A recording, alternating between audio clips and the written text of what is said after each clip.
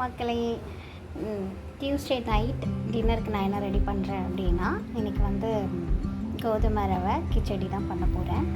அதுக்கு தேவையான இன்க்ரீடியன்ட் வெங்காயம், தக்காளி, கொஞ்சம் பூண்டு, கருவேப்பிலை, பச்சை மிளகாய், கொத்தமல்லி இதெல்லாமே நான் ரெடி பண்ணி வச்சுருக்கேன். இதை எப்படி செய்வோம்னு சொல்லிட்டு வாங்க பார்க்கலாம். இப்போது வந்து நான் ஒரு குட்டி குக்கர் தான் வச்சுருக்கேன். அதில் எண்ணெய் போட்டு கொஞ்சம் சோம்பு போட்டிருக்கேன். போட்டு ஆனியன் போட்டு வதக்கிட்டே இருக்கேன். சரிங்களா? இது லைட்டாக வந்து நமக்கு ப்ரௌனாக ஆகணும். ஆனதுக்கப்புறம் நம்ம வந்து அது கூட தக்காளி, பச்சை மிளகாய், கருவேப்பிலை, கொத்தமல்லி, பூண்டு இதெல்லாம் நம்ம வச்சுருக்கோம் இல்லையா? ஸோ அதை எல்லாத்தையுமே நம்ம போட்டு வதக்கிக்கலாம். ஓகேங்களா?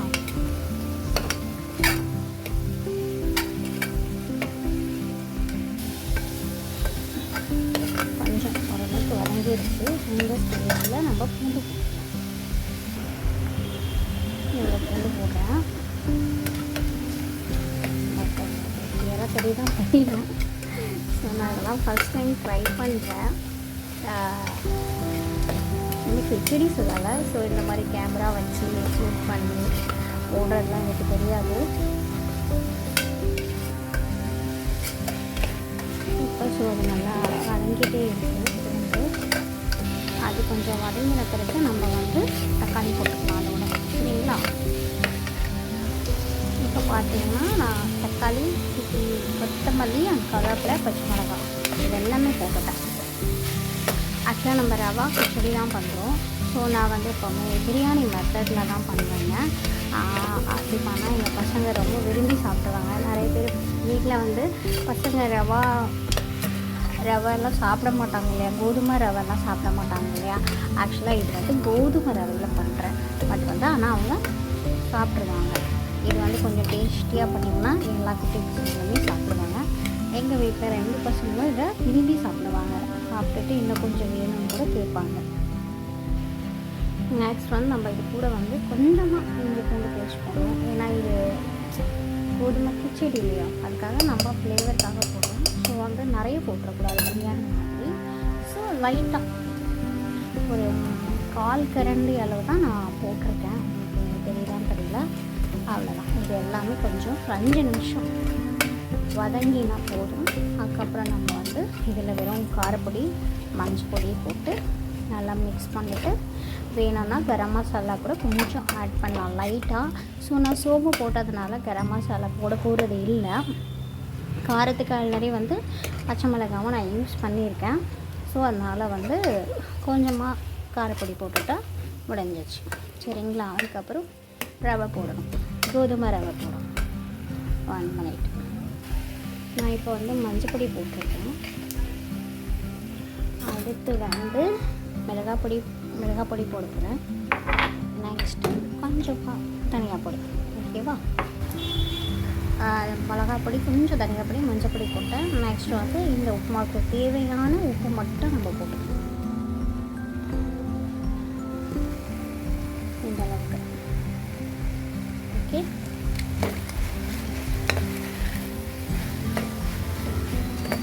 இப்போ நல்லா நம்ம வதக்கி விட்டுக்கலாம்.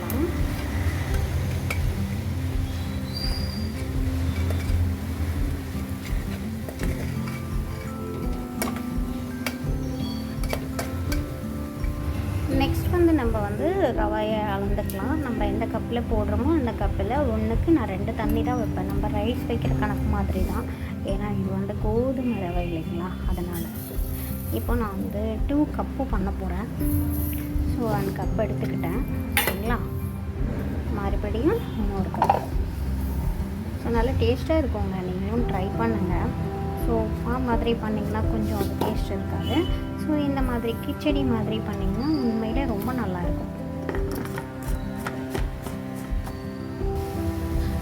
நான் சொன்னேன் இல்லையா 1க்கு 2 கப்புன்னு. இந்த கப்பில் தான் ரவை எடுத்துருக்கேன். ஸோ அதனால் 2 கப்பு எடுத்துக்கிறேன். முதல்ல நம்ம 2 கப்பு ரவை போட்டோமா 2 கப்பு, இன்னும் 2 கப்பு விடணும். ஒரு நிமிஷம் நான் வாட்டர் போட்டேன். மறுபடியும் 3, 4. ஓகேங்களா? இப்போ இதை நல்லா மிக்ஸ் பண்ணிக்கலாம். நம்ம கொதி மட்டும் வரணும். சரிங்களா? வந்துச்சுன்னா அதுக்கப்புறம் நம்ம ரவை போட்டு நான் வந்து 1 விசில் தான் விட போகிறேன். 1 விசில் விட்டுட்டிங்கன்னா சூப்பராக இருக்கும். நல்லா வெந்துடும். நம்ம வந்து எண்ணெய் சட்டியில் பண்ணோம்னா ரொம்ப டைம் எடுக்கும், வேகாது. ஸோ இதில்னா நம்ம 1 பார்ட் மாதிரி பண்ணிடலாம், ஈஸியாகவும் இருக்கும் உங்களுக்கு. இது கூடவே நின்றுட்டு மெனக்கட வேண்டாம். என்ன சொல்கிறீங்க? இப்போ இந்த ஸ்டேஜில் இந்த வாட்டரில் காரம் உப்பு எல்லாமே இருக்கான்னு நம்ம செக் பண்ணிக்கலாம். கொஞ்சம் உப்பு கம்மியாக இருக்குங்க, நான் கொஞ்சம் உப்பு ஆட் பண்ணிக்கிறேன். அளவுக்கு போடலாம், கரெக்டாக இருக்கும்.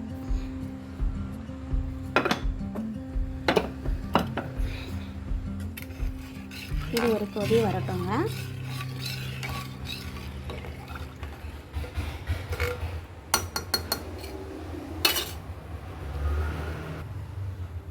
இப்போ அது வந்து கொதி வர ஸ்டேஜில் இருக்குது. கொதித்த உடனே நம்ம ரவையை போட்டுடலாம். போட்டு நம்ம மூடிடலாம். சரிங்களா?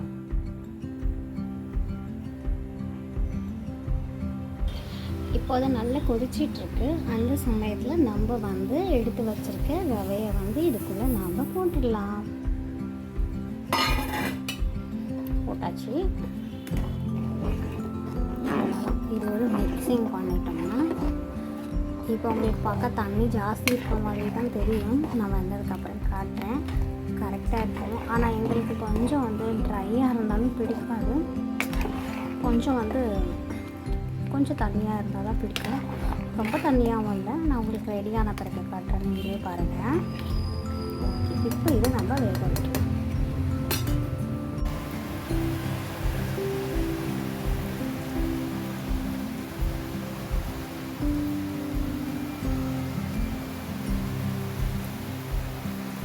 இப்போ உப்புமா ரெடி ஆகிடுச்சு. நான் குக்கர் ஓப்பன் பண்ணிட்டேன்.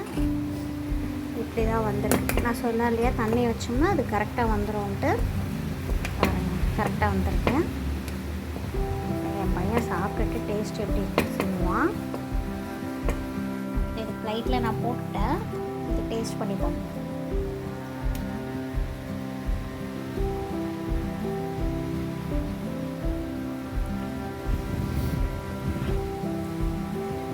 டேஸ்ட் எப்படி இருக்கு? நல்லா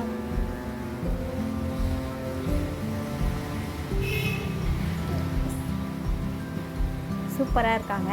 ஓகே, மியாவ் மியாவ்.